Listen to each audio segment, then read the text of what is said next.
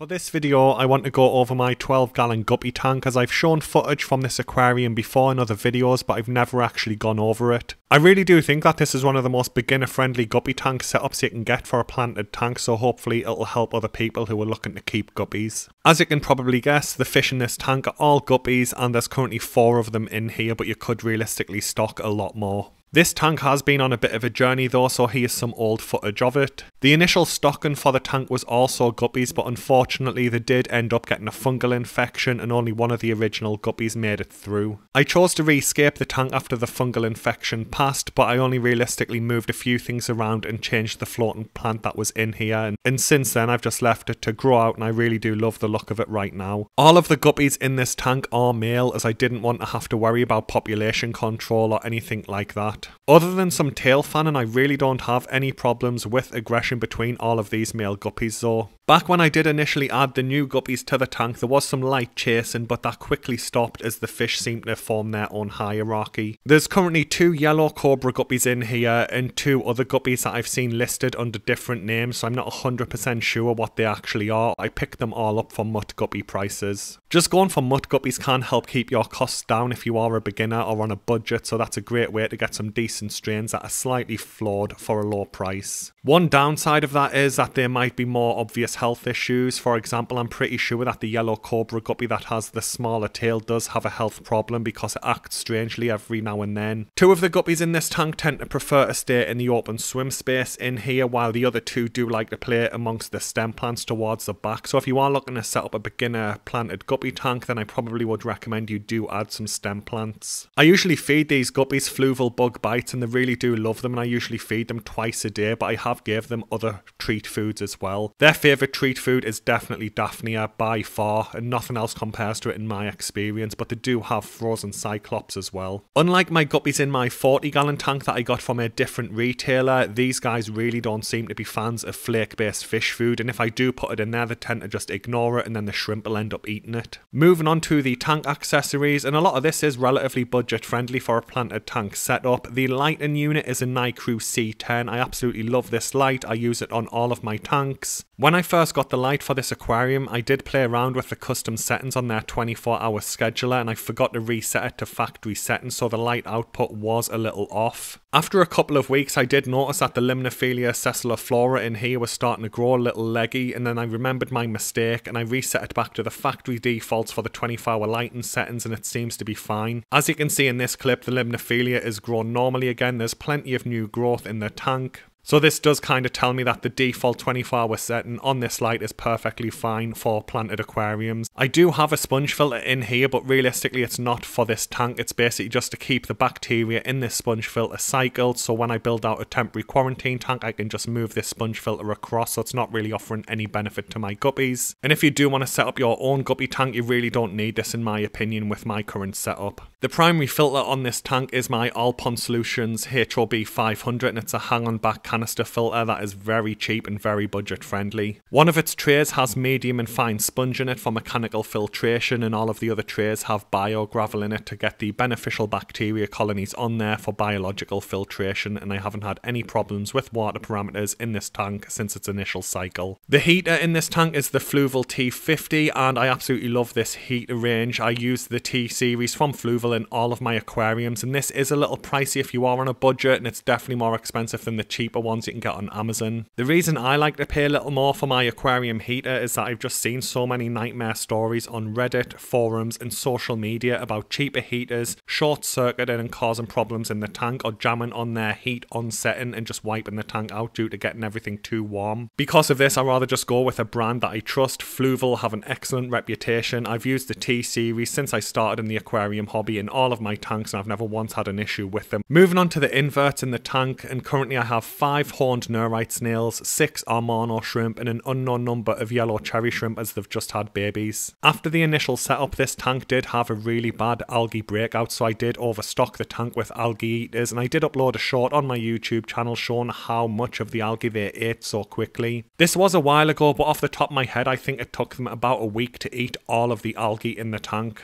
Since then, I do target feed my cleanup crew members with Hikari microalgae wafers, as there's not much algae left for them to eat, and they absolutely love these little algae wafers. That said, I do see everything in this tank, including the guppies, eat detritus and stuff like that laying around on the floor of the aquarium, so I do think they eat other things anyway. My horned neurite snails in this tank really do seem happy just focusing on the biofilm that's grown on the tank glass, but from time to time I do see them in other locations. Both type of shrimp freely move around the tank and eat pretty much anything they can find, so that's stuff like algae, leftover food, detritus, anything that might cause a problem with the water parameters in the tank. These just deal with it for me, so I'd highly recommend them. As usual, the Amano shrimp absolutely love to steal the bug bites from the guppies, and this is the same thing that happens in every single one of my tanks. The yellow cherry shrimp or yellow neocardinas in this tank are definitely an underrated algae eater, same with regular red cherry shrimp. I highly recommend them. I mentioned this in a video a few days and I linked to it in the video description, but a study from Tropica found that by animal weight, cherry shrimp were actually the second best algae eaters that they tested, second only to Amano shrimp. As I mentioned earlier, the yellow cherry shrimp in this tank have recently had babies without me taking any real action to try and breed them. They just passively did it. My red cherry shrimp in my 29-gallon tank have consistently been breeding for months, and there's well over 100 in there, so I am curious how it goes with these yellow neocardinas. Moving on to the plants, and the vast majority of these plants are very beginner friendly, but at the time of recording, this tank currently has Java moss, Cryptocorn petii, Cryptocorn parva, Echinodorus aquatica, Limnophilia sessiliflora, Bacopa compact, Bacopa caroliniana, Rotala rotundifolia, and Salvinia, and I list these in the video description for you. This tank also had 2 Cryptocorn walkerize in it until this week, but literally 2 or 3 days ago, both of them seem to have melted, and I don't actually know why. It was strange that both decided to just melt at the same time. I absolutely love the way the Java moss has turned out in this tank, and here's some footage of me actually gluing it onto the main rock in this tank during its initial setup. But now if you look at this clip of it right now, you can see how much it's grown out, and I absolutely love the way it looks. I also love my Echinodorus aquatica, and I know depending on where you live, these can be a little difficult to find, but I really do think that this is the perfect sword plant for smaller tanks because it really doesn't grow big like other versions of Echinodorus. In addition to that, it's very beginner friendly. I barely do anything with it. The Cryptocorn petii didn't have much of an initial melt state, unlike a lot of other types of crypt either, and this does seem to be normal with the petii variant because I have it in 2 other tanks and I've had the same thing, it just didn't melt for me. That said, since then the original leaves have slowly started to fade away on this plant, but all of these are submerged grown leaves and it does seem to be going fine. The Cryptocorn parva hasn't had any problems with melt at all. It seems very bulletproof, even though it is usually listed as a medium difficulty plant. I keep it in a standard light without CO2 and it just does its thing and continues to grow. As I mentioned earlier, the Limnophilia sessiliflora did have some problems growing leggy because I made a mistake with my lighting settings, but since I've reset the Nicrew C10 to its default 24-hour setting, it seems fine and there's plenty of new growth on the Limnophilia. The Bacopa compact in this tank's been in since I originally planted it out, and it's a very slow grower. It's a great plant if you're busy and you don't have much time to do weekly trimmings and maintenance because it just grows so slowly you never have to trim it. The Bacopa caroliniana at the rear of the tank is very similar, but it is slightly faster than the Bacopa compact in my experience, so you might have to trim it once a month, maybe once every 2 months, but it's still very rare that I actually trim the Bacopa caroliniana either. I'm not sure what was going on with the Rotala rotundifolia in this plant because it did take a long time to reach the surface, whereas usually it is a pretty fast grown plant, but since it initially reached the surface and I trimmed it back maybe 3 weeks ago now, it's just kept its rapid growth pace. The Salvinia in this tank is an absolute machine and it just doesn't stop growing, and I'd guess that I remove at least half of it every single week from the floating plant ring, and then by the following Sunday it's full again and needs half of it removing. At the time of recording, the tank doesn't actually have any emergent plants in it, but I do have a spare planting basket, so I may add some pothos to it in the future, but I'm not sure yet. The substrate in this tank is just regular fluval stratum, which is one of the cheaper aqua soils, but I honestly do think that this tank would have done just as well with a Wallstad style setup with topsoil and sand or gravel above it. Just to quickly touch on the water parameters for this tank, and the ammonia and nitrite have been 0 ppm since the initial cycle completed, and the tank's nitrate does slowly seem to creep up. It is rare that I need to do water changes in this tank, and I'd guess that I do a 20 to 30% partial water change every 6 to 8 weeks right now, but the nitrate levels are starting to slow their growth rate every single time I do a water change. I honestly do think that this is more to do with the plants in this aquarium eating as much ammonia as possible for their plant growth, so in turn there's not enough ammonia to turn into nitrite, and then there's not enough nitrite to turn into nitrate, so there's less water changes needed. Depending on the ambient temperature, I do water top-ups on this tank at least once a week to counter the evaporation, but other than that there's really not much maintenance required.